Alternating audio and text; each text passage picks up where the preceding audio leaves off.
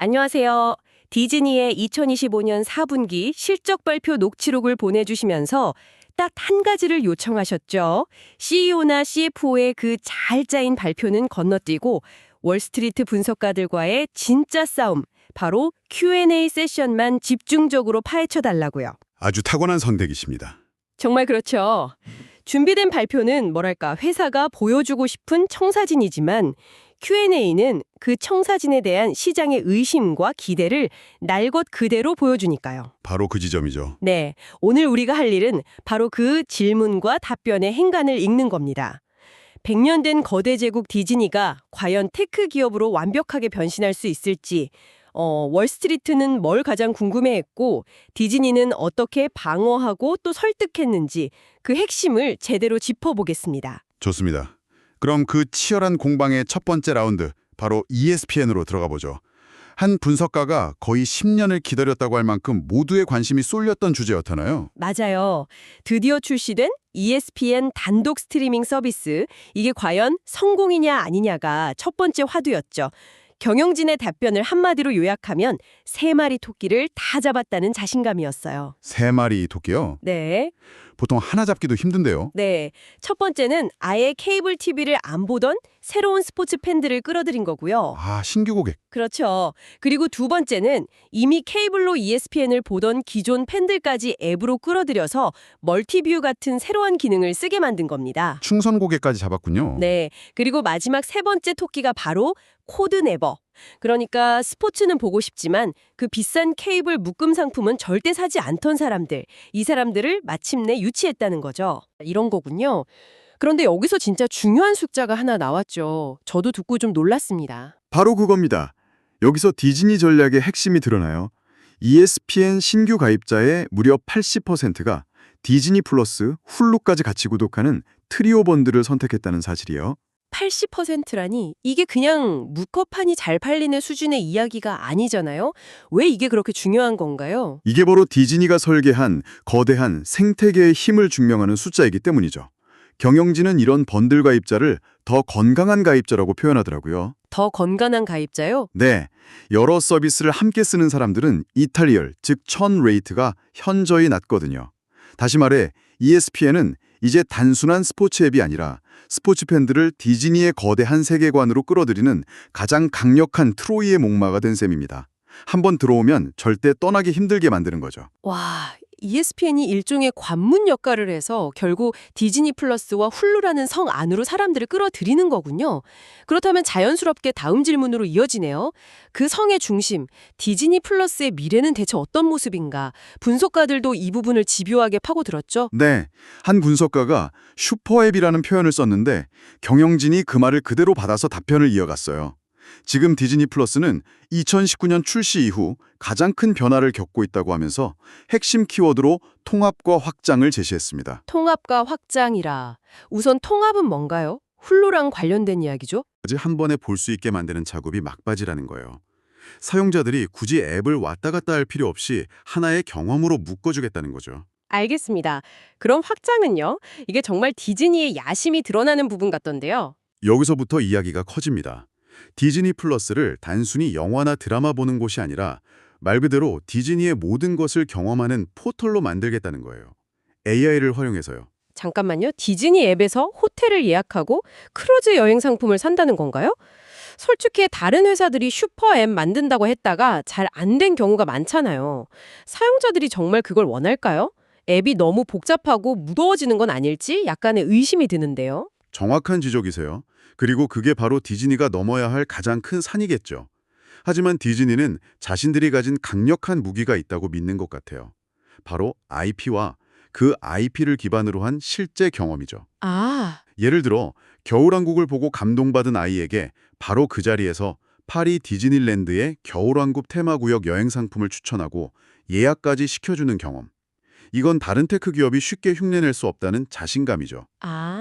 그렇게 연결되니 조금 다르게 보이네요. 컨텐츠 소비에서 바로 실제 경험 소비로 이어지게 만든다. 그렇죠. 거기에 에픽 게임즈와 협력해서 게임 요소를 넣고 심지어 AI를 활용해 사용자가 직접 디즈니 캐릭터로 짧은 영상을 만들고 공유하는 기능까지 구상하고 있다고 밝혔어요. 단순히 보는 플랫폼에서 놀고 사고 창작하는 플랫폼으로의 완전한 전환을 꿈꾸는 겁니다. 네네. 최근 1년간 기술 인력을 엄청나게 뽑았다는 걸 강조한 것도 이런 비전을 실현할 자신이 있다는 뜻으로 보였고요. 알겠습니다. 그 거대한 비전이 성공하려면 결국 근본이 튼튼해야겠죠. 사람들이 계속 보고 싶어하는 영화와 가고 싶어하는 테마파크가 있어야 하니까요. 이 부분에 대한 질문도 당연히 나왔죠. 네. 스튜디오 사업에 대해서는 아주 강한 자신감을 보였어요. 라인업을 줄줄이 읊는데 정말 쟁쟁하더라고요. 당장 개봉할 주토피아2와 아바타, 불과제는 물론이고 2026년까지 토이스토리 5, 실사판 모아나, 어벤져스, 둠스테이까지 이어진다고요? 듣기만 해도 어마어마한데 한 분석가가 1분기 실적 전망이 좀 약하지 않냐고 콕 집어서 질문하기도 했어요. 그 부분에 대해서는 비교 시점의 문제일 뿐이라고 선을 긋더라고요. 작년 같은 분기에 워낙 큰 작품이 있었기 때문에 상대적으로 약해 보이는 거지 연간 전체로 보면 강한 성장을 확신한다는 논리였죠. 예를 들어 4분기 말에 개봉하는 아바타 신작의 흥행 수익은 다음 분기에 본격적으로 잡히기 시작할 테니까요. 테마파크나 크루즈 같은 체험 사업은 어떤가요? 경쟁사인 유니버설이 에픽 유니버스라는 초대형 테마파크를 곧 여는데 이것 때문에 걱정되지 않냐는 질문도 있었고요. 이 부분도 자신감이 넘쳤습니다. 수요는 아주 견고하고 예약률도 계속 오르고 있다고 했어요. 특히 크루즈 사업을 새로운 성장 동력으로 꼽았는데 디즈니 데스티니와 아시아를 거점으로 하는 디즈니 어드벤처라는 세 배 두 척이 곧 운항을 시작한다고 하더라고요. 에픽 유니버스의 위협에 대해서는 어떻게 답했나요? 이미 예상했던 바다라면서 오히려 다른 경쟁사들이 더 큰 타격을 받는 것 같다는 뉘앙스로 답했어요. 우리 팬들은 굳건하다는 거죠. 어떻게 보면 약간 오만하게 들릴 수도 있지만 그만큼 자신들의 브랜드 충성도를 믿고 있다는 표현이었습니다. 정리해보면 컨텐츠와 테마파크라는 핵심 엔진은 여전히 강력하게 돌아가고 있으니 걱정 말라는 거군요. 자, 그럼 이제 시야를 넓혀서 미디어 산업 전체의 지각 변동에 대한 질문들로 넘어가 보죠. 요즘 업계에 M&A 바람이 거세게 불고 있잖아요. 디즈니도 참전할 계획이 있는지 궁금하네요. 답변이 아주 단호했습니다. 우리는 아무것도 할 필요가 없다. 와, 네, 지난 10년간 픽사, 마블, 루카스필름, 폭스까지 인수하면서 이미 업계 최고의 IP 포트폴리오를 완성했다는 거죠. 지금 가진 패가 워낙 좋으니 굳이 이 비싼 M&A 시장에 뛰어들 필요가 없다는 입장입니다. 뭐랄까, 우리는 이미 최고의 팀을 꾸려놨으니 너희들끼리 열심히 선수 영입해봐. 이런 느낌이었어요. 그렇군요. 또 다른 뜨거운 감자 바로 생성형 AI에 대한 질문도 있었죠. 이건 디즈니에게 엄청난 기회인 동시에 심각한 위협이 될 수도 있잖아요. 정확해요. 그래서 답변도 딱 그 양면적인 시각을 모두 보여줬습니다. 기회 측면에서는 앞서 말한 슈퍼앱의 개인화 기능이나 사용자 참여 기능을 강화하고 데이터 분석, 업무 효율화 등 회사 전체를 업그레이드할 엄청난 도구로 보고 있었어요. 위협 측면은 역시 IP 보호 문제겠죠. AI가 디즈니 캐릭터를 마음대로 그려내고 있으니까요. 맞습니다. 디즈니의 심장과도 같은 IP를 보호해야 한다는 점을 아주 분명히 했습니다.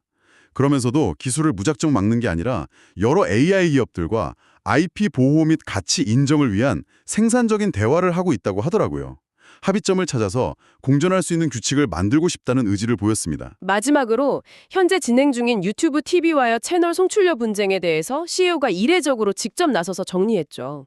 통화 마지막에 작심하고 발언하는 느낌이었어요. 네, 그게 인상 깊었어요. 우리가 요구하는 조건은 다른 대형 배급사들이 이미 다 동의한 수준이다. 절대 새로운 걸 요구하는 게 아니다. 라고 강조하더라고요. 자신들이 제공하는 컨텐츠의 가치를 정당하게 인정받는 선에서 빨리 협상을 마무리하고 싶다는 의지를 공개적으로 피력한 거죠. 일종의 여론전 성격도 있어 보였고요. 오늘 Q&A 세션을 쭉 따라와 보니 월스트리트의 날카로운 질문들 속에서 디즈니가 그리고 있는 미래의 그림이 아주 선명하게 보이네요. ESPN으로 스포츠 팬들을 끌어들여 디즈니 플러스라는 거대한 슈퍼앱 생태계에 묶어두고 그 안에서 쇼핑, 게임, 창작까지 모든 걸 해결하게 만들겠다는 거대한 계획이요. 맞습니다. 모든 길은 디즈니 플러스 슈퍼앱으로 통하게 하려는 전략이죠.